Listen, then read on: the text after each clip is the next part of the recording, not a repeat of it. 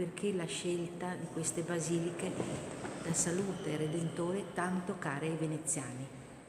Perché ci ricordano dei fatti che in qualche modo stiamo rivivendo, anche se in una società, in un contesto culturale completamente diverso.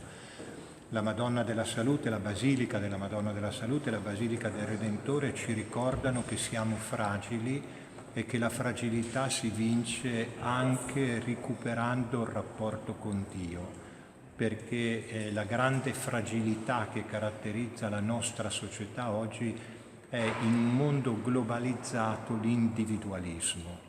Quindi guardando, come ho detto nell'omelia, a Dio Padre, ci riscopriamo fratelli, cambiamo le nostre relazioni e dicevo anche che i piccoli gesti che ci vengono chiesti oggi per tutelare la salute degli altri sono dei gesti di responsabilità, sono dei gesti di carità, sono dei gesti di chi ha compreso che questo virus insidioso si insinua tra di noi in modo invisibile e noi dobbiamo cercare di fare un corpo unico mettendo in atto quegli atteggiamenti che vanno anche in queste piccole attenzioni.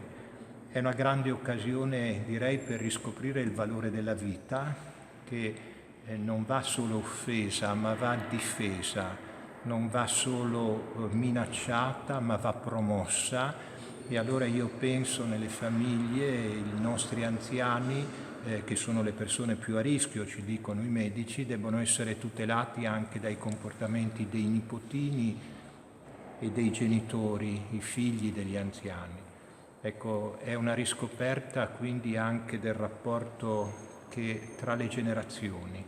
È bello che i nostri ragazzini piccoli capiscano che i nonni ai quali siamo così legati anche per doveri di giustizia e oltre che di carità devono essere tutelati. È un modo di educare la nostra società questo.